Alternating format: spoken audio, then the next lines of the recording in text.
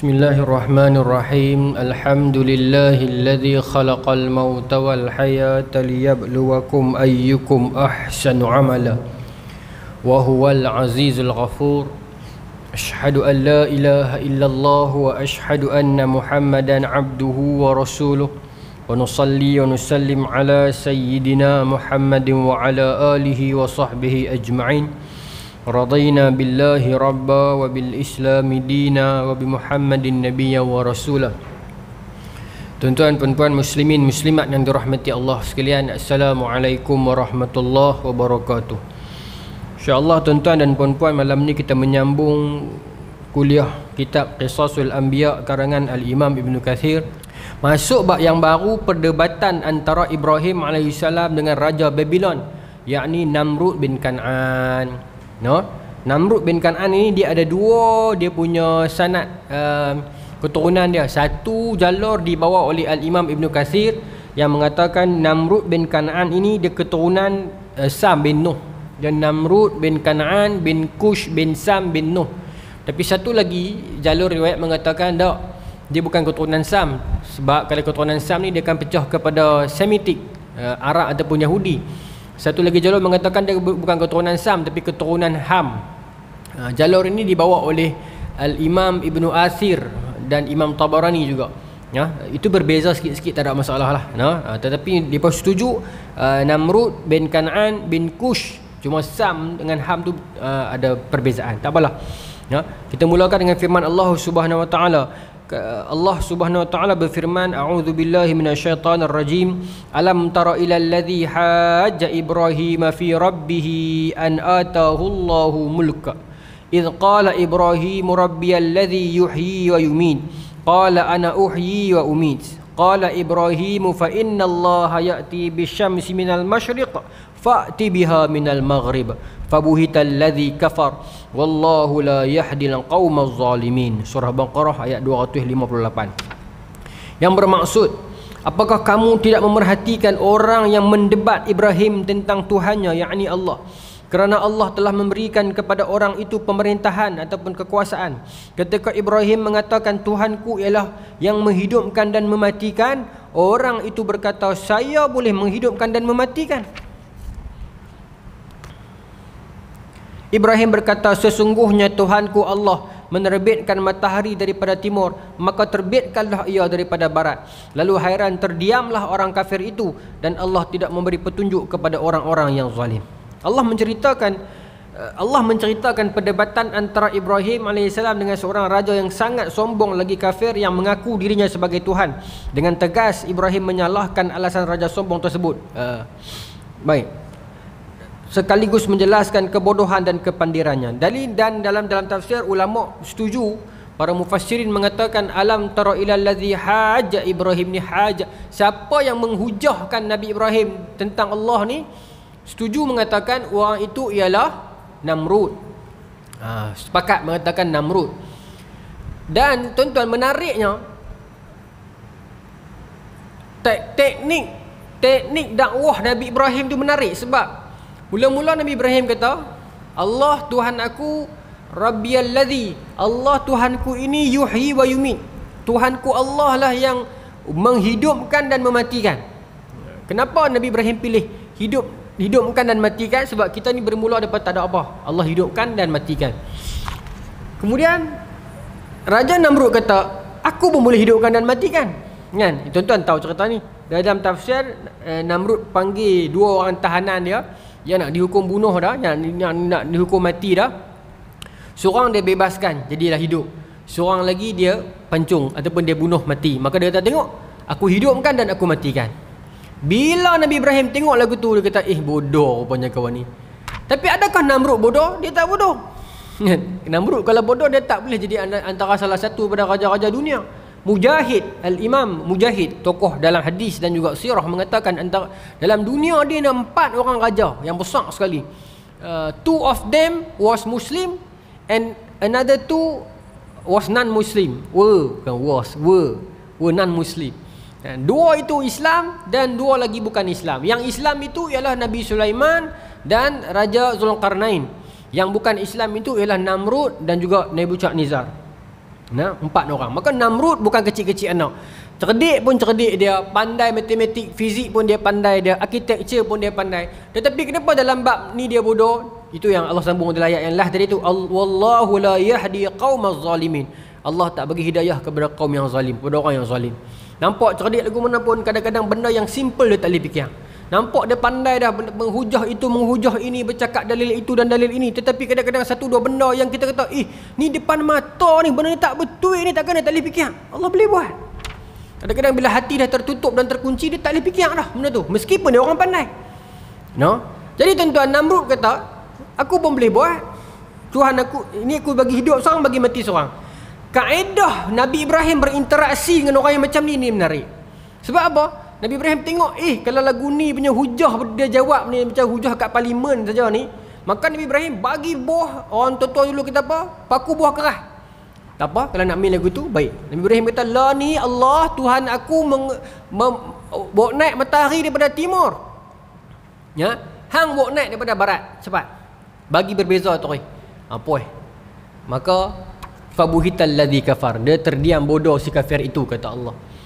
Ini strategi dakwah ataupun strategi teknik kita berinteraksi dalam dakwah dengan orang-orang tertentu. Ada masanya kita memperpanjangkan hujah dan perbualan dan penghujahan. Ada masanya kita tengok tak boleh pi dah, kita elakkanlah. Kita elakkan dan kita berlalulah. Ada orang yang boleh ditegur dengan cara-cara dakwah dan peringatan yang baik. Ada orang dengan cara syair pantun seloka. Ada orang dengan cara mungkin sedikit menangis. Ada orang dengan cara sedikit cengih. Tapi ada orang yang kita dah tak ada cara dah, tak mau dengar juga. Tinggallah. Ya, tinggallah. Bukan suruh tinggal kerja dakwah tu. Akan ada orang lain yang akan berinteraksi dengan dia pula. Takut lama-lama jadi bunga tai, orang kata. No? Maka untuk orang kafir ini, kalau macam tu punya cara, macam-macam hujah bagi tak mau dengar, maka fabuhital ladzi kafar. Nabi Ibrahim bagi buah hujah. Allah bawa naik matahari daripada timur, hang bawa naiklah daripada barat. Tak boleh. Daripada ayat inilah setengah orang dia ulah tentang 1 hari 2 hari ni, tentang hangat sekarang ni, tentang matahari pusing bumi ke, bumi pusing matahari kan. Konsep itu konsep apa? Kalau matahari yang pusing bumi, dia panggil heliocentrik. Kalau bumi yang keliling matahari, dia panggil geocentrik. Benar ni tuan-tuan, dalam buku Wacana Falsafah Sains Dr. Shukri dia ulah panjang. Dia mendatangkan beberapa sejarah dan kronologi dia. Era asalnya tuan-tuan, era asalnya di dalam zaman Eropah kuno ni, Yunani apa semua ni, memang idea itu disebutkan oleh antaranya Aristotle, antaranya Ptolemy, tentang konsep geocentrik, iaitu bumi ialah pusat alam semesta. Bumi ialah pusat alam semesta, bermaksud yang lain pusing bumi. Kemudian teori itu didokongi oleh gereja sampai satu zaman bila mana Copernicus dia membaca tulisan-tulisan hermetik karangan Firmino ni. Hermetik ni tuan-tuan, dalam tradisi kuno ni satu orang berbeza. Ada orang kata hermetik ni ialah gelaran. Ada yang kata hermetik ni ialah memang nama. Ada yang kata hermetik ni ialah 3 orang tokoh yang besar. Ala kulli hal Hermes ni memang wujud lah. Dalam tradisi bila orang kaji akhir zaman ni, orang dah nampak hermetik ni, Hermes ni tidak lain tidak bukan ialah Nabi Allah Idris. Sebab nama dia Hormuz Al-Haramisah, Hermes. Dan dari segi sejarah dia, perjalanan dia duduk di sini, dia pindah di Mesir dan sebagainya, nampak jalan dia sama macam Nabi Idris AS. Sebab dia mewarisi keilmuan yang hebat. Sebab ilmu pertama datang daripada Allah. Kemudian Allah bagi kepada Nabi Adam, wa'allama Adam al-asma'a kullaha tu. Allah bagi kepada Nabi Adam. Nabi Adam turunkan tradisi keilmuan yang hebat itu kepada Nabi Syis. Nabi Syis turunkan kepada Nabi Idris. Nabi Idris menyebarkannya. Ada beberapa orang anak murid Nabi Idris yang terkenal. Dalam tradisi manuskrip kuno ni, kita akan jumpa watak-watak yang disebut dengan Hermes Trismegistus. 3 orang Hermes yang agung, yang membahaskan tentang fizik, tentang matematik, tentang kira-kira. Sebab Nabi Allah Idris, kalau kita buka dalam rujukan Islam sekalipun, dalam buku ni, dalam Qisasul Anbiya, mengatakan Nabi Allah Idris ialah orang yang pertama menjahit pakaian, orang pertama menjahit baju. Lepas ni tuan-tuan ada buka butik jahit baju pun nama Idris. Apa nampak style sikit kan. Pasal apa nama Idris ni? Apa tak tahu. Orang pertama jahit baju Nabi Idris. Dan disebut oleh para ulama pengkaji mengatakan nama Nabi Idris Hormuz Al-Haramisah, Sedangkan Idris ialah gelaran Nabi Allah Idris. Idris bermaksud terpelajar. Darasa yadrusu, darasa yadrusu, darusan, mudarrasu, madrasatun. Idris darasa, terpelajar. Nabi Allah Idris orang yang terpelajar. Maka orang yang awal yang mencetuskan idea-idea keperluan untuk kita menutup pakaian. Bila masuk menutup pakaian, menjahit baju, bermaksud terbentuklah tamadun sebab sudah ada sifat malu. Jadi bila dikatakan Copernicus membaca cebisan-cebisan tulisan-tulisan Hermes yang lama, maka bermaksud tradisi kepercayaan heliocentrik itu datang daripada Islam. Yang kata matahari pusing, bumi pun pusing dalam sistem solar dan sebagainya. Maka saya fikir benda ni kita kena baca banyak lagi lah. Sebab sumber ilmu ni dia luas dan sangat banyak. Saya awal sikit lah, saya bawa satu buku tuan-tuan. Dan saya lah ni sejak sebulan dua ni saya pergi kuliah mana pun, saya target satu tempat, satu buku saya nak bawa. Bukan nak baca sampai habis, nak tunjuk, baca sikit-sikit untuk tuan-tuan pilih cari nak beli ke, nak baca ke apa ke kan. Saja saya nak jadikan satu tabiat yang baru. Saya sudah fikir apa saya nak isi dalam kuliah saya lagi ni kan, nak bagi nampak kelainan. Di rumah buku banyak. Saya ingat daripada duduk biar saja tunggu anak besar kan. Jadi saya ingat satu kuliah satu buku saya bawa. Untuk tuan-tuan saya bawa yang ni. Ni buku ni terjemahan dah kepada bahasa Indonesia. Hidden History of the World, Jonathan Black. Mungkin tuan-tuan dah baca. Ni saya beli ni di mana saya tak ingat, di Shopee ke Facebook. Jenis-jenis macam tu. Orang perseorangan jual ni seronok sikit. Apa yang menarik buku ni, kalau tuan-tuan dah memang kaki baca buku, tuan-tuan boleh baca buku ni lah. Kalau kita baru nak start dengan buku ni, mungkin kita akan agak takut kita tenggelam. Sebab buku ni dia integrasikan semua sumber, kemudian dia susun ikut kronologi. Sebab dia campur sangat. Dia jadi apa? Liberal ke apa? Campur semua ni kan. Dia campur habis semua. Jadi takut kita tak, kalau kita set tak apalah. Yang ni aku bukan semua nak percaya. Aku nak tahu. Sebab cara dia susun kronologi dan integrasi tu memang best. Saya baca sikit kandungan dia lah. Pasal lagi dia berkait dengan Raja Namrud apa semua ni. Dia mula dengan kisah Nabi Adam lah. Nak kata seluruh dunia lagu mana, dia mula dengan kisah-kisah Nabi Adam. Kemudian dia masuk kepada Taman Eden. Kemudian dia pergi kepada Lucifer, cahaya. Kemudian dia masuk zaman-zaman para dewa mencintai wanita. Dia pergi kepada tamadun Mesir dan Babylon. Kemudian dia pergi kepada zaman Isis dan Osiris, yang kita dah belajar tentang tamadun Mesir tu. Dia masuk kepada zaman setengah dewa, setengah pahlawan. Kita duk baca dalam sejarah dulu tuan-tuan, tapi kita tak integrasi dia. Kita duk baca tentang kota Ur dalam sejarah Mesopotamia, tapi kita tak pernah dihabaq pun kota Ur tu Namrud ini ialah raja dia. Kita baca tentang taman tergantung dan sebagainya, kita tak pernah disebut pun tentang menara Babil yang disebutkan dalam Quran. Itu maksud saya tak ada integrasi tu. Tapi buku ni dia cuba integrasikan. The problem was dia integrasikan semua pula. Dia masuk epic Gilgamesh, dia masuk macam-macam segala epic ni. Masuklah ni, Quran pun dia ambil juga. Dia cerita tentang sejarah Rasulullah juga dalam ni. Dia gabung, dia susun ikut timeline. Jadi saya fikir kalau tuan-tuan memang duk rajin baca buku, sesuai. Cuma kita boleh tolak dan terimalah. Cuma kita nampak susunan dia. Yang menarik dah sebab dia akan pergi sampai tahap zaman permulaan piramid. Kemudian zaman Sphinx yang patung singa di Mesir tu. Dia jadi dulu kan, piramid jadi dulu. Dia masuk kepada zaman Alexander the Great. Dia pergi kepada zaman sihir. Bila saya baca habis dah. Ya, bila kita baca, dia condong dekat ke arah kita sebenarnya. Bila dia cuba baca semua sumber kan. Sihir masuk zaman Harut dan Marut. Saya cuba integrasikan dengan sejarah kita pula. Kena. Cuma ada benda yang agak over lah. Ya. Dia pergi kepada zaman apa? Zaman-zaman Yunani dan Rom. Kemudian zaman Dewa Matahari. Apa nama? Dewa Matahari ni? Saya Muhammad. Tak apalah, ada Dewa Matahari dalam tamadun lama kan. Kemudian Mary Magdalene di dalam Bible sebut dia pelacur, tetapi di dalam beberapa tulisan yang lain yang reform punya geng Kristian mengatakan dialah bini Nabi Isa yang mewarisi Holy Grail. Dia bincanglah. Tapi dalam masa yang sama dia bincang juga di tempat lain di dunia. Di India jadi apa masa tu? Di Cina jadi apa masa tu? Dia masuk kepada zaman-zaman pendeta, zaman Attila, Zen, zaman Islam, disebut Rasulullah SAW. Kemudian Iblis masuk macam mana? Kemudian masuk era Katolik, era sains, Isaac Newton. Dia masuk zaman Freemason. Kemudian zaman mistis seksual, memang sebelum zaman Konstantin depa sembah, maaf sebut kasar sikit. Sebelum zaman Konstantin ni dia pagan asalnya. Depa pi sembah, maaf sebut sekali kena, Angry Bird orang jantan tu. Patung tu ada besar tu, depa pi sembah yang tu. Zaman seksual masa tu. Ya, sehingga kelahiran Kristian. Baik. Cuma dia tak susun ikut timeline yang ni, dia susun kejatuhan Rom Barat. Sebab tuan-tuan, zaman Rasulullah naik kurun ke-7 Masihi, bila sebut tentang Rom, merujuk kepada Rom Timur.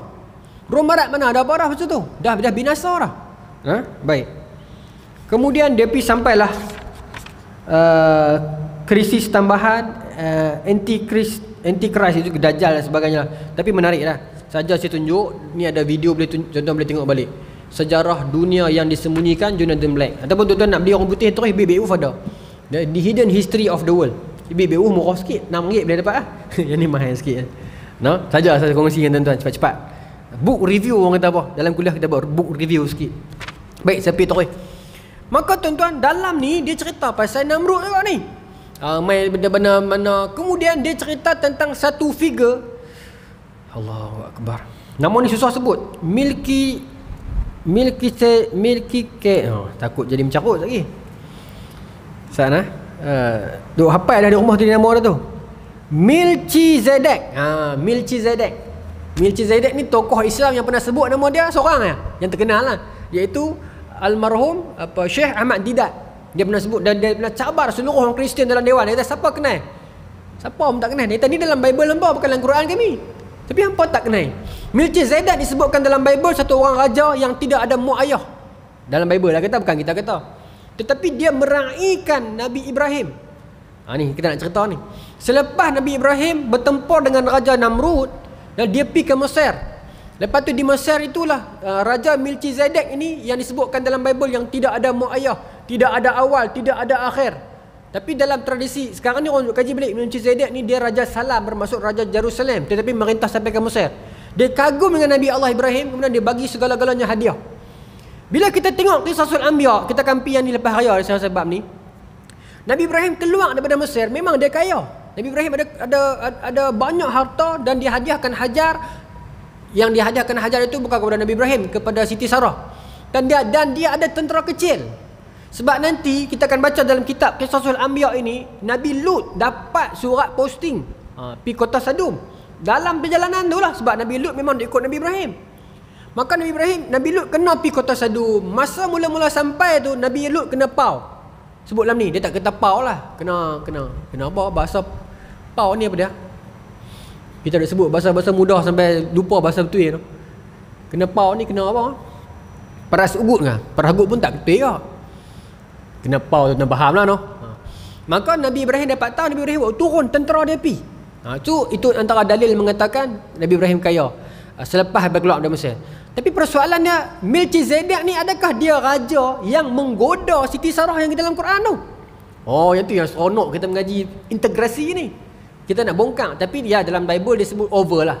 Dia sebut dalam tradisi hadis kita kata rokakah ataupun mujazafah.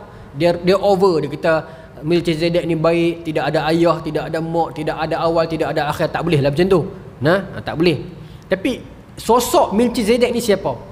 Kita mungkin akan pergi by timeline nanti. Kita akan jumpa dan saya akan cuba bacakan dekat tuan-tuan bagaimana dalam tradisi orang agama lain, bangsa lain, dia faham lagu mana pula. Dalam ni dia sentuh juga Ramayana, semua tu. Menariklah juga.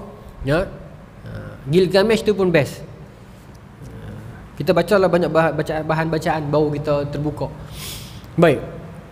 Maka tuan-tuan, Namrud dia buat menara Babylon kan, itu yang kita tahu. Babylon, menara Babel, bukan menara Babylon, di kota Babylon, menara Babel. Menara Babel ni dia datang daripada perkataan Babul Ilah, pintu Allah, pintu Tuhan. Kenapa? Kerana dia buat menara tu pasal tujuan dia nak pergi buka, nak tengok Tuhan di mana. Satu pendapat lagi kata ada menara Babel tu disebabkan kota tu nama Babylon. Ada yang mengatakan kota tu nama Babylon sebab menara tu. Tapi dia kita buka dalam tafsir Quran, mereka buat menara tu yang pertama sebab nak satukan kelompok mereka. So bila ada menara tu, kelompok dah tak pergi jauh, berpandukan menara tu dah ada di situ. Tapi bila menara tu dah makin tinggi, mereka makin sombong dan angkuh dan mula mempersoalkan ketuhanan. Okey, yang akhirnya Allah berikan bala kepada mereka. Dia terbentuk 80, terpecah. Asalnya dia pun nak bersatu, tetapi disebabkan menara tu mereka berpecah 80 bahasa. Keluarlah satu kampung yang disebut dengan nama kampung Samanin, kota Samanin, kota 80 bahasa. Baru berkembang bahasa-bahasa dunia di sebalik musibah itu. Asalnya musibah untuk mereka tu, tetapi dengan musibah itu jadi jadi rahmat pula lah, pakat bahasa berkembang. Baik. Maka tuan-tuan, Namrud dalam ni dia bincang, saya baca terus lah. Saya umum satu riwayat, dia menceritakan man huwa Namrud. Siapakah Namrud sebenar sebelum dia menjadi raja dunia ni? Huwa Namrud bin Kan'an bin Kush bin Sam bin Nuh alaihi salam.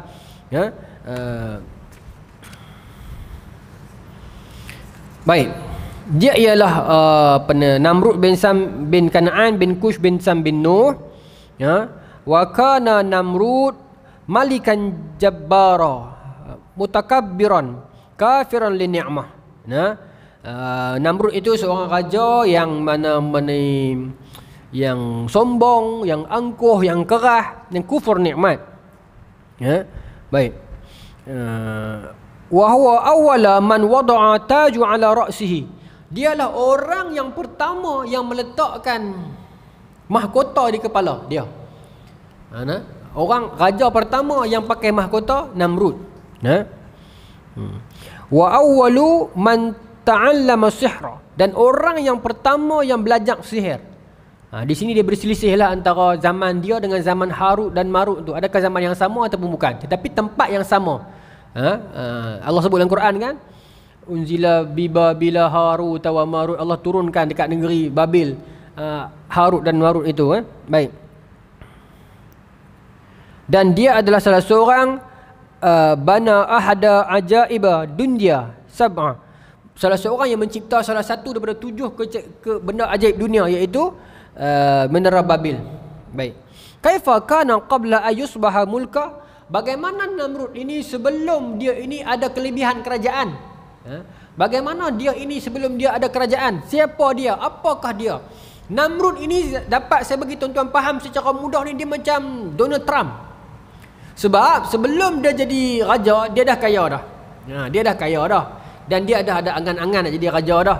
So dia ada istana dia ada pembesar dia ada mini tentera dia ada gundik-gundik dia ada istana dia sendiri. Dia kaya dah.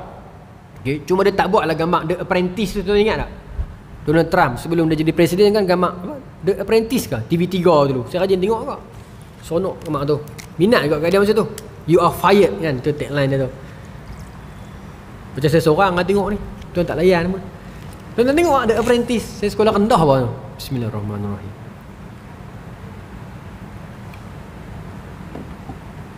Kadang malu tuan-tuan bila kita kuliah, kita sebut tentang rancangan-rancangan TV. Jemaah buat tak tahu. Kita rasa macam aku nak kuliah, aku pula tengok TV. Jemaah tak tengok. Bagus lah tuan-tuan. Tuan-tuan bagus sebenarnya. Saya teruk. Baik. Qabla ayusbaha mulka, sebelum dia itu memiliki kerajaan. Namrud itu, dia itu dipenuhi dengan nikmat dan kedudukan yang tinggi, wal malu, dan harta. Baik. Wa fi yaumi minal ayyam kana Namrud yaghtasil.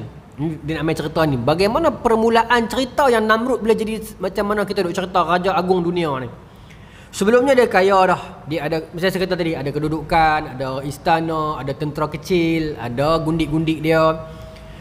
Jadi turning point yang dia boleh jadi raja dunia ni, ada pendapat kita dia jadi raja dah, bukan raja dunia. Tapi kalau ikut riwayat ni tak, dia cuma kaya. Ada pengaruh lah. Zaman tu kalau kita baca ni, kita zaman-zaman tuan tanah. Kan? Tuan tanah dah macam raja dah. Pasal zaman tuan tanah ni dia boleh buat undang-undang sendiri dekat tanah dia. Macam tu. Baik. Jadi satu hari kana Namrud yaqtasil, dia mandi. Rasulullah ni mandi. Satu hari dia duduk mandi. Ni cerita pasal Namrud ni. Wa haulahu majmu'atun minan nisa'i. Dan dikeliling dia haduk sabun, dia haduk shampoo. Dia ni perempuan. Gundik-gundik dia lah. Ya, duk shampoo dia apa semua apa macam-macam lah. Ada lah kerja depa tu kan. Dia tak cerita habis dalam ni lah. Dakhala alaihi rajulun ahdab. Dalam duduk mandi tu tuan-tuan, dalam bilik yang dia besar ni, dalam bilik yang dia besar. Tuan bayanglah, tuan-tuan tengok Discovery Channel ke apa ke, dia gambarkan kan kolam mandi awam kan, the Great Bath. Dulu kan kita baca dalam sejarah. Tapi istana punya kolam mandi tuan-tuan bayanglah. Dia adalah kolam-kolam dan sebagainya. Maka dalam duduk mandi tu, orang perempuan dia duduk bagi mandi apa semua ni. Di luar pintu tu ada guard dia, di tingkat bawah ada guard semua ni. Tiba-tiba dakhala alaihi rajulun ahdab. Masuk dekat tengah-tengah dia mandi ni, satu orang tua masuk bongkok. Ahdab ni bongkok, orang tua masuk bongkok. Wa alaihi thiyabu sauda, dan orang tua ni berpakaian hitam. Gelap pakaian hitam. Dan bongkok dah. Ya. Haisu istaghraba Namrud kaifa dakhala alaihi ila al-hammam bil qasr. Dan Namrud jadi terkejut dan heran, macam mana orang tua ni boleh terlepas masuk. Guard berapa ramai ke bawah. Pekerja-pekerja istana lagi duk ada. Apa nama ni, tukang kebun duk ada, segala pekerja-pekerja semua duk ada ni. Macam-macam orang duk ada. Macam mana orang tua ni boleh cueh masuk bukan kata masuk bilik ruang tamu, masuk dalam bilik yang aku duk mandi ni. Terkejut Namrud dah. Dia terkejut dah tu. Dia pun tak perasan dia ke mana ke. Ya. Wa qala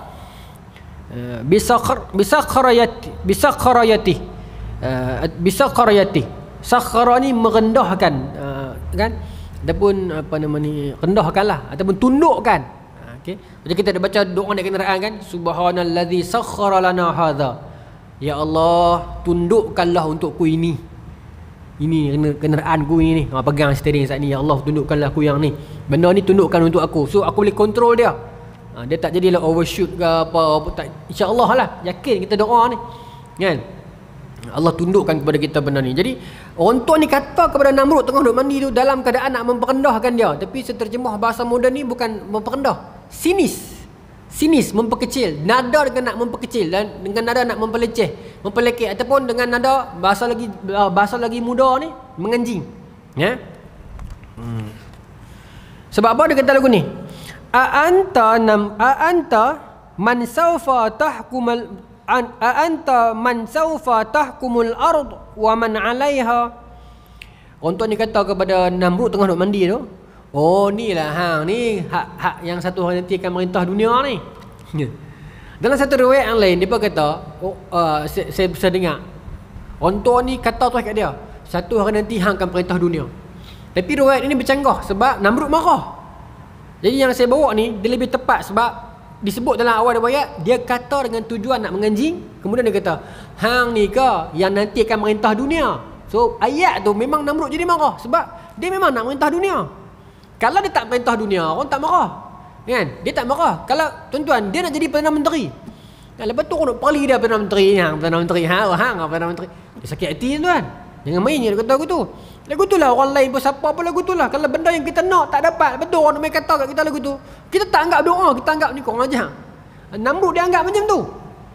Bila orang tua yang bongkok ni tak berdengar bongkok, main kata kat dia, oh hang ni lah esok yang nak merintah dunia ni.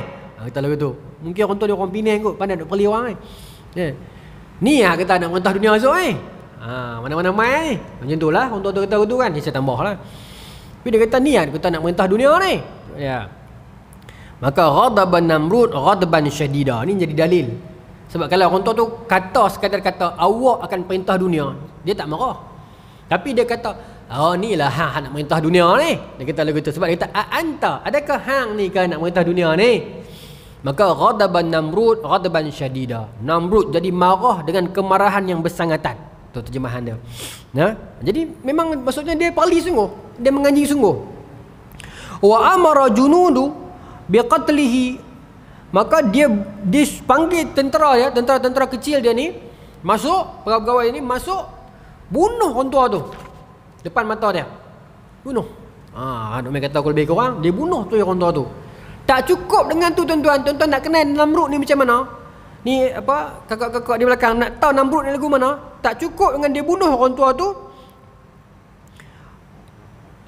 Wa qutila jami'ul jawari lilwati kana haulahu. Habis dia bunuh orang tua tu, dia bunuh semua perempuan-perempuan keliling tu. Hak yang gundik-gundik dia tu. Tak ada pasal apa pun tuan-tuan. Ni nama dia akta kerahsiaan. Dia tak mau lagi orang perempuan ni pakat balik, dia buat TikTok, FYP, dia bercerita kat orang. Apa ni Namrud ni kenapa malu dengan satu orang tua hantar awak. Dia tak mau. Ni sebab orang pemimpin ni kadang-kadang orang besar ni dia ada satu ego juga. Apa mana kelemahan dia ke apakah, dia takut sangat orang cerita kat orang. Maka dia takut para perempuan ni pergi balik cerita kat orang mata, maka dia bunuh habis. Satu pendapat kata gitulah, satu pendapat kata sebab apa nama ni kezaliman dia memang dia sanggup buat. Dia marah sungguh sampai dia mengamuk, dia bunuh semua. Tapi saya condong pada yang pertama. Dia jaga, dia tak mau bagi orang jatuhkan reputasi dia. Dia takut pekerja-pekerja perempuan ni gundik-gundik dia ni pakat pergi keluar habaq kat orang, maka dia jadi lagi malu. Macam mana satu orang tua bongkok boleh naik pecah habis langgak semua pengawal-pengawal dia masuk kata kat dia. Jadi dia bunuh habis semua perempuan-perempuan gundik-gundik tu. Ni dia Namrud yang dikatakan Namrud ni. Baik. Bisababil kalamil ladzi sam'ahu minar rajuli ahdab. Betul disebabkan kata-kata lelaki tua tu yang perempuan-perempuan ni dengar. Jadi dia tak mau, dia sakit hati, maka dia bunuh.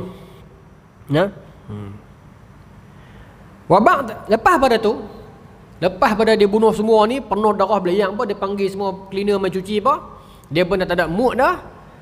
Selepas pada tu dia naik ke bilik dia, insa'ada ila gharfatihi. Dia naik ke bilik dia, ghurfah ni bilik, dia naik ke bilik dia. Dia pergi ke bilik dia lah, istana dah besar. Habis ni dia naik bilik dia. Dia naik bilik dia.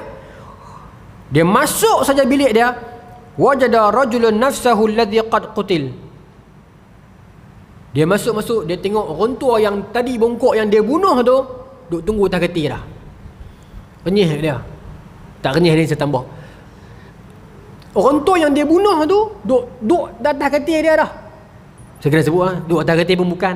Saya tambah kat ni. Kena sebut, lawan ni kena sebut mentor tu. Duk tunggu dalam bilik dia dah. Tu lebih tepat. Tu lebih tepat. Dia kata atas keti ni semua ni orang kata apa? Apa nama ni, huraian saja. Tapi dia duduk dalam bilik. Zaman lah tuan-tuan jangan main, kena cerita sampai tera-tera tu. Orang detail lah. Jadi dia masuk dalam bilik tu, dia tengok orang tua tadi yang dia bunuh tu duduk tunggu dia dah dalam bilik. Baik. Mana lagi? Allahumma salli ala Muhammad. Ni fata'ajjaba Namrud. Maka Namrud jadi ta'ajjub. Ta'ajjub. Ta'ajjaba. Ta'ajjub ni ta'ajjaba ya ta'ajjabu ta'ajjuban. Ta'ajjaba. Khumasi. Dia main pada wazan tafa'ala. Ta'ajjub. Namrud jadi ta'ajjub. Ajib. Dia kata kalau lagu ni orang tua ni bukan calan-calan orang ni. Ni kalau bukan selendang merah ni 13 Mei ni. Lagu mana orang tua ni bukan kecil-kecil anak ni. Ataupun muda primula. Tuan tengok cerita tu. Tak tanya lagi. Aku seorang kat tengok ni. Pok ya concodi kan. Iman Manan jadi muda primula lagu mak tu. Saya baru tengok semalam. Baik. Apa nama ni? Bagus mak tuan-tuan, nasihat banyak. Dia tengok pak mentua dengan menantu bergaduh. Iman Manan ni gangster besar. Dia pergi tangkap, dia pergi panggil pak mentua dengan menantu ni duduk sekali. Dia kata menantu malam ni ambil balik mau pak mentua Ni cara nak bagi baik masalah. Pak mentua malam ni hang jadi imam mayang tarawih, mayang maghrib isyak. Elok dia. Bagus kat skrip dia tu. Banyak unsur-unsur dakwah. Baik. Maka tuan-tuan, apa nama ni, dia tengok orang tua tu lagu tu, agak-agak dia berani lagi dah nak lawan. Dia berani lagi dah nak bunuh. Tak berani dah kawan. Kalau lagu ni bukan orang biasa ni. Dan kalau lagu ni bukan orang biasa-biasa ni. Maka dia terkejut, terus dia jadi sorot. Orang kita kata sorot lah. Maka dia tanya, man anta, siapa pak cik sebenarnya ni pak cik? Jangan nak main buat orang kena bib kat sini. Pak cik ni siapa sebenarnya? Namrud dah jadi takut dah. Namrud dah jadi takut dah. Maka Namrud tanya, siapa pak cik? Maka pak cik terjawab, ana amirun nur yauma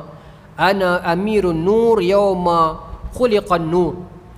Aku ialah raja cahaya pada hari diciptakan cahaya. Dia kata begitu. Aku ialah tuan, raja lebih sedap lah. Aku ialah pentadbir pun boleh juga. Amirun nur, raja lah. Aku ialah raja cahaya pada hari diciptakan cahaya. Kalau kita tengok daripada dimensi tulisan-tulisan Israeliat, raja cahaya Lucifer. Sebab iblis dalam tradisi kita iblis buat daripada dalam dalil kita iblis buat daripada api. Ya. Malaikat daripada cahaya, tapi tengoklah kita akan baca sampai habis dulu. Ya. Baik. Ana amirun nur yauma khuliqan nur. Hari diciptakan cahaya. Aku ialah raja cahaya pada hari diciptakan cahaya. Adalah maksud itu, saya pun tak faham, saya tak ani hurai. Dia kata lagu tu. Baik. Okey, saya berhenti sikit. Dalam dua ayat yang lain yang sejumpa, tapi saya tak print yang tu pula, saya ambil yang lebih selamat, lebih kuat. Dia kata, Ronton ni kata, hang nak tak kekuasaan seluruh dunia? Tuan-tuan tak ada dalam ni lah. Tu yang buat satu lagi. Namrud kata, nak kalau lagu tu, nak. Kalau nak, esok hang kena naik di satu bukit, masuk di satu gua. Ya? Apa nama ni? Macam gamak Dracula. Filem lagi. Ada satu filem Dracula tu, dia kena naik di satu gua, masuk dalam gua tu, aku akan jumpa hang di sana. So esok tu dia rabat naik seorang-seorang, dia masuk, dia jumpa orang dengan orang tua ni. Baru orang tua ni bertukar. Okey, tu riwayat itu dia ada dia punya ziyadah dia. Tapi yang ni tak ada. Dalam ni dia cuma kata aku raja cahaya pada hari diciptakan cahaya. Ya. Baik. Maka dia kata fa iza aradta an tahkumal arda wa ma 'alaiha yujibu an tarani ala hi'atil haqiqiyah. Maka orang tuan ni kata, hang nak ke perintah dunia macam aku kata tadi tu? Namrud kata, siapa tak mau perintah dunia, saya mau, kata. Ni dua PRN bukan dah menang dah, kata. Mesti nak perintah dunia lah ni. Orang tuan kata, betul hang nak perintah dunia ni? Nak. Kalau hang nak sungguh, terkejut saya. Kita lepas kita mengumpat, orang dengar bunyi takut no. Asal kena tegur. Astaghfirullahalazim. Baik. Maka tuan-tuan, dah saya melawak tuan-tuan. Maka bila Namrud kata saya nak alam kebakaran ni, bunyi ni. Okey. Kalau hang nak perintah dunia, ada satu syarat. Hang kena tengok aku dalam rupa aku. Dalam rupa aku yang sebenar. Ala hi'atil haqiqiyat. Hang kena tengok aku pada sifat aku yang hakikat aku sebenar. Bukan rupa ni aku menyemak ya. Ya. Memang boleh buat, malaikat pun boleh. Malaikat lebih banyak datang kepada Nabi SAW dalam merupa daripada rupa sebenar. Ya? Sahabat yang kerap yang malaikatkan merupa dia ialah apa nama ni, kita baca di surah ni dulu, ingat tak 3 tahun lepas malam Musa, Dihyah Al-Kalbi. Baik, malaikat Jibril suka menyerupa dengan rupa dia. Baik, maka tuan-tuan, dan malaikat Jibril juga rajinkan salam dekat Imran bin Husain, sahabat Nabi juga. Baik. Maka pakcik dia kata, hang kena tengok aku dalam rupa aku yang sebenar. Barulah hang boleh apa nama ni dapat perintah dunia tu. Itu tuan-tuan, permainan iblis memang lagu tu. Tuan-tuan bukalah kitab sirah manapun, kitab hadis manapun, kalau iblis nak main kita, nak tipu kita, nak bagi benda-benda syirik, benda-benda khurafat, benda-benda sesat ni, dia mesti kena main dengan benda-benda pelik. Wajib. Dalam Sahih Bukhari saya cerita dah. Saya tak ingat bila, tapi saya ingat saya cerita dah di surah ni. Seorang makcik ni nak banyak sihir pasal geram kat laki dia. Lala iblis, satu makcik tua mai ajak dia suruh kencing dalam api. Dalam Sahih Bukhari hadis ni. Kencing dalam api, bila kencing dalam api keluar kuda daripada api tersebut, daripada badan dia. Lepas tu akhirnya dia dapat ilmu sihir. Dia nak apa jadi. Lepas tu dia mai jumpa Nabi, nak minta taubat pasal dia menyesal. Tapi Nabi dah wafat dah masa tu. Ni saya ringkaskan, ini panjang. Tapi nak abang tak merepek Dia suruh perempuan ambil kangkang kencing dalam api tu, merapu. Kita pun sekarang lagu tu lah, pergi berubat rawatan mana-mana tu. So, kita tengok dah tulis rawatan Islam ke apa ke, biar lah. Tapi tengok kaedah dia, nampak merepek, minta taik babi dah apalah. Saya sebut sungguh tuan-tuan, pasal berlaku sungguh. Pasal ada orang tanya saya, minta benda merepek-merepek ni. Kita tahu lah.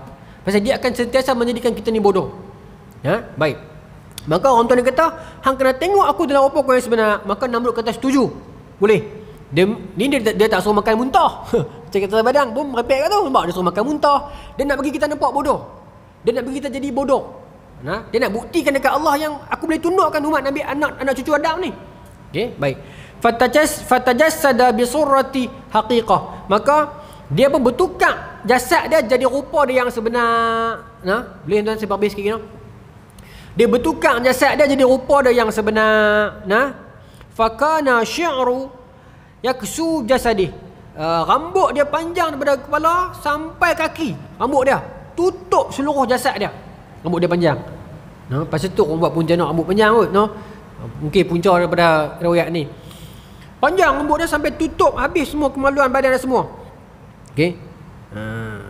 Dan badan dia besar. Ya. Kana hadza rajulun huwa iblis. Ketahuilah, dia kata, lelaki itu sebenarnya adalah iblis, dia kata. Baik. Lelaki itu sebenarnya adalah iblis. Itu cara dia main nak menyesatkan manusia. Baik. Wa amara Namrud ay yasjuda lahu. Maka dia pun suruh Namrud sujud dekat dia dalam keadaan tengok dia macam tu dah. Maksudnya secara hakikatnya hang kenal aku iblis, hang tengok aku dah lagu ni, hang sujud dah dekat aku. Demi kekuasaan iblis, Namrud sujud kepada dia. Ya. Namrud sujud kepada dia. Okey. Ayyu'tiyahu quwwah. Dan dengan sujudnya itu, antara benda pertama yang Nabi yang Namrud dapat ialah, benda pertama yang dia dapat ialah kekuatan. Macam cerita badang. No? Antara benda, saya bukan kata nak mempelekeh cerita badang tu, tidak, saya nak kata lebih kurang. Benda pertama yang dia dapat ialah kekuatan. Ya. Fakana hadza awwalu liqa'a baina Namrud wa iblis. Dan ini ialah pertemuan pertama Namrud dan iblis secara hakikat. Ya. Maka inna iblisa yu'allimu Namrud sihra. Dan iblis pun dia mengajaklah Namrud ini ilmu sihir. Dia ajak ilmu sihir. Wa kaifa yusahhirun nas. Dan bagaimana nak sihirkan manusia, nak tundukkan manusia. Dulu ada ilmu pukau, lah ni ada lagi tak? Ya. Pukau lah ni saya rasa ada lagi. Saya rasa lah ni ilmu-ilmu macam ni dia naik balik tuan. Dia berhenti saat itu lah, dia naik balik. Ya, santau, pukau semua ni. Ya. Macam mana istana beta boleh kena pukau? Saya ingat abang tu, Ahmad Nisfu kan. Kita ada senjata yang banyak, tentera merem yang besar. Macam mana boleh kalah dengan senjata pukau? Tu bendahara kata apa? Pukau tu senjata yang tak nampak kan. Oh, beta fikir pukau tu panjang-panjang macam senapang. Raja kata kan. Pukau. Ada agak saya duk dapat mesej orang duk tanya saya pasal pukau ni, pasal dia berkata lagu kena pukau. Tapi saya duk nampak lah ni macam duk banyak balik. Tak tahulah, tak pasti. Nak kata pun bukan bidang kita. Tapi duk baca-baca tu macam banyak balik. Santau, pukau, betul apa, tunduk, pemisah apa ni, tu lah kena hati-hati banyaklah. Kemudian ain ni dia bukan ilmu, dia memang ada di badan orang. Cuma orang tu siapa kita tak tahu. Yang tu kena hati-hati banyak. Pandangan yang membunuh orang kata ain ni. Dalam Sunan Nasa'i juga cerita pasal sahabat yang jatuh pingsan tak sedang tu lepas ada terkena ain. Tu kita kena hati-hati upload gambar. Ini bukan cerita-cerita ni, ini memang dalam hadis. Apa nama ni, sampai Nabi ambil sahabat yang ada ain tu, suruh dia ambil air sembahyang, bekas wuduk dia tu pergi sapu dekat kawan yang kena ain dia tu, baru dia sedang balik. Tak apalah, kenal, tak kenal ke mana tuan, jenuh cari. Hati-hati. Kalau boleh nak upload gambar juga, caption tu letak zikir sikit, subhanallah ke, masya Allah ke, letak juga kat caption. Korang-korang bila orang tengok, orang baca kalimat Allah tu, dia tumpui lah. Dia bukan semua jahat. Ain ni bukan jahat.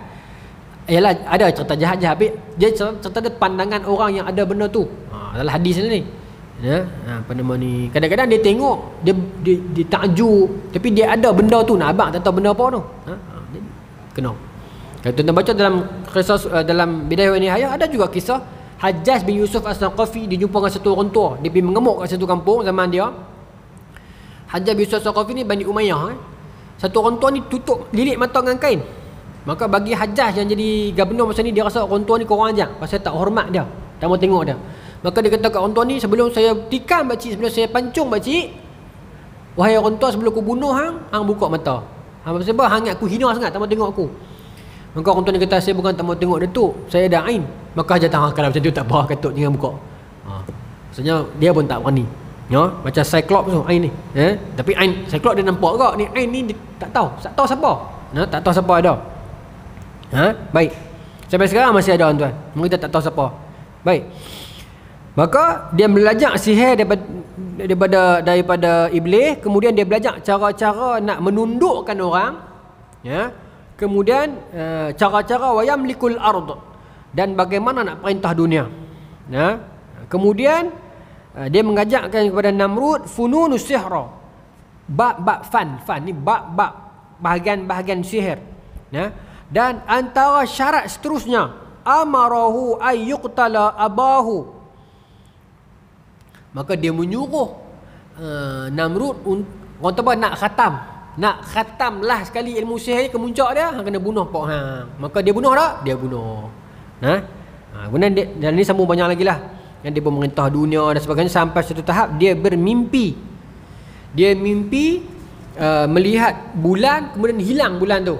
Lalu dia carinya pembesar-pembesar dia pun cerita-cerita anak-anak muda apa semua, akan ada satu baby yang lahir dalam tahun ini, dialah yang akan meruntuhkan kerajaan tuanku. Maka masa itulah Namrud suruh semua bayi-bayi yang dilahirkan tahun tersebut dibunuh, macam cerita Nabi Musa.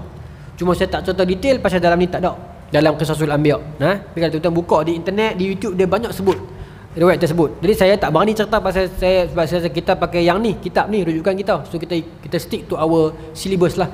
Ada sebab Ibn Katsir tak masukkan. Kita yang datang kemudian ni kita hormat, tanpa kita mengatakan riwayat itu salah, selagi kita tak check. Kita kena takrij satu-satu baru kita beritahu. Kalau tidak, kita tak berani kata yang ni betul, yang ni salah. Tak boleh. Dalam law ni bukan boleh semudah itu.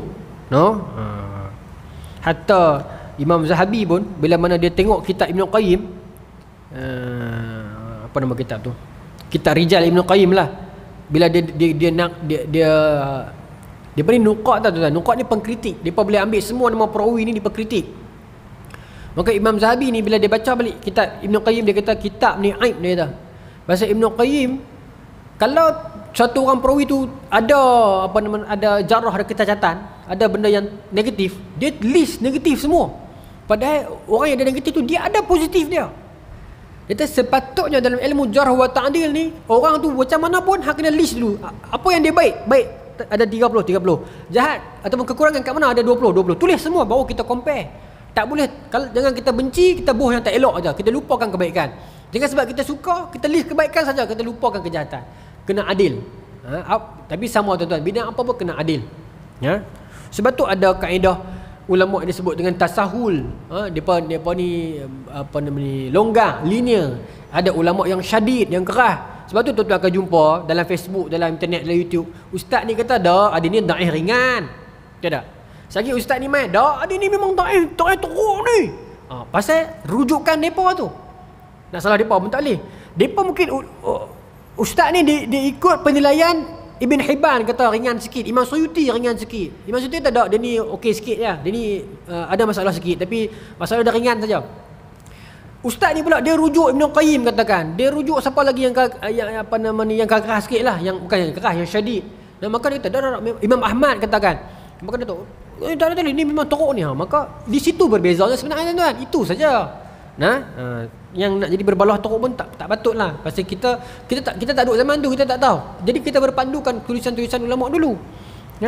Orang tanya ada tak satu kaedah kita nak murnikan? Saya pun cari tak ada cara. Saya kita main, kita ambil yang dulu-dulu. Dia tak ada satu indikator yang orang ni siqah, semua kena kata dia siqah. Tapi tuan-tuan, kehebatan dia tak ada lagi lah yang saya jumpa yang ulama ni bagi markah dia perawi ni 100, ulama ni bagi markah 30. Tak ada. Dia mesti lari tak jauh. Tu jangan kita jangan risau yang tu. Kalau dia ni bagi 80, dia ni bagi 79 gitu. Dia lari tak jauh punya selalu. Tak apa. Habis dah. Saya sikit lagi nak boleh tuan. Sikit saya nak tak mau bagi tergantung je. Maka Namrud bila dia dapat mimpi tu, dia perintahkan semua dia punya askar dia pergi bunuh semua bayi. Dan kita tak cerita-cerita tu pasal tak ada dalam ni. Baik. Dalam ni Ibnu Katsir ni, saya tutup dengan yang ni. Ibnu Katsir susun dalam ni perdebatan Nabi Ibrahim duduk selepas daripada bakak Nabi Ibrahim. Kita ingat tak kita cerita bakak 2 bulan lepas? Kan Nabi Ibrahim dibakak oleh, saya cerita Dewan Undangan Negeri kan. Saya bagi bahasa mudah. Yang ni peringkat Putrajaya ni. Namrud. Babylon juga, tapi dia merentah Babylon. Okey. Kaedah Ibnu Katsir susun berdasarkan ayat Quran dan hadis. Nabi Ibrahim kena bakak dulu dengan orang kampung dia. Lepas tu viral keluar, maka yang beriman kepada dia dalam riwayat sebut fa'amanahu Luta, Nabi Lut seorang beriman dengan Sarah masa tu. Dia pun berpindah. Nah, dibawa diri ke pekan, ke kota. Masuklah ke Kuala Lumpur ni. Jadi Namrud ada Namrud ada perangai yang tiap tahun apa nama ni, dia akan bagi makanan free. Dia panggil semua rakyat dah makan, semua rakyat dah main, dia akan bagi makan free. Dengan syarat kena puji dulu keluarga Babylon. Dia punya dasar dah panggil mai, dekat bagi makan. Bagi makan. Maka tuan-tuan, masa inilah malam yang dia berdebat dengan Nabi Ibrahim. Cuma isu dia kat mana? Isu dia bila kita baca dalam beberapa tulisan yang lain, dan selama ni pun bukan saya kata kat orang, saya kata kat saya sekali lah. Selama ini kita dah faham Namrud yang bakar Nabi Ibrahim. Betul tak? Saya pun faham macam tu sebelum ni. Tapi bila kita mengaji balik dalam kitab ni dan meneliti beberapa riwayat menurut susunan tarikh dia, nampak macam bukan. Sebab apa? Satu dalil yang kita ingat 2 bulan lepas, tuan-tuan cuba ingat balik. Bila Nabi Ibrahim katok berhala tu, depa panggil Nabi Ibrahim, dia berkata apa?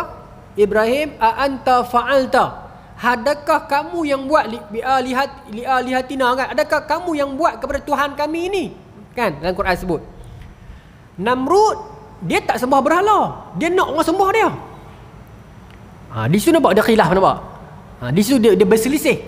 Dalam kaedah hadis kita kata dia berselisih li tarikh, berselisih dengan unsur sejarah. Ataupun dia mukhtalif antara riwayat. Di situ kita nak kena pakai kita punya kebat ni. Jadi sebab tu Ibn Katsir saya rasa dia susun selepas pembakaran itu baru dia berhadapan peringkat federal dengan Namrud. Di pembakaran dia berhadapan dengan peringkat negeri saja, dun saja, dengan orang negeri dia. Itu cerita dia. Saya pun selama ni saya faham Namrud yang bakar, tapi bila kita baca balik, oh bukan. Tapi kita tak salah kalau ada orang kata, tak, saya rasa Namrud bakar juga. Tak bah, dia bukan akhidah pun. Tak bah, jangan bergaduh, tetap berselisih pun. Cuma yang kita faham ni sebab kita rujuk satu-satu. Kita meneliti satu-satu riwayat dan susunan timeline dan kronologi dia. Wallahu taala alam. Bulan depan lah, lepas raya kita sambung proses perdebatan tu. Lepas tu yang saya kata tadi tu, yang Namrud panggil semua rakyat dia sebulan sekali, setahun sekali, saya tak tahu berapa lama sekali, untuk mai dia bagi makan. Yang makan malam tu lah yang Nabi Namrud first time dia met Nabi Ibrahim. Yang jadi perdebatan ni tu, dia ada kisah tu dalam jamuan tu. Apa cerita ni kita akan cerita lepas raya kalau masih hidup lah, insya-Allah. Wallahu taala alam. Assalamualaikum warahmatullahi wabarakatuh. Allahumma rzuqna fahman nabiyyin wa hifdhal mursalin wa ilham malaikatil muqarrabin wahdina fi dayatil arifin bi rahmatika ya arhamar rahimin walhamdulillahi rabbil alamin.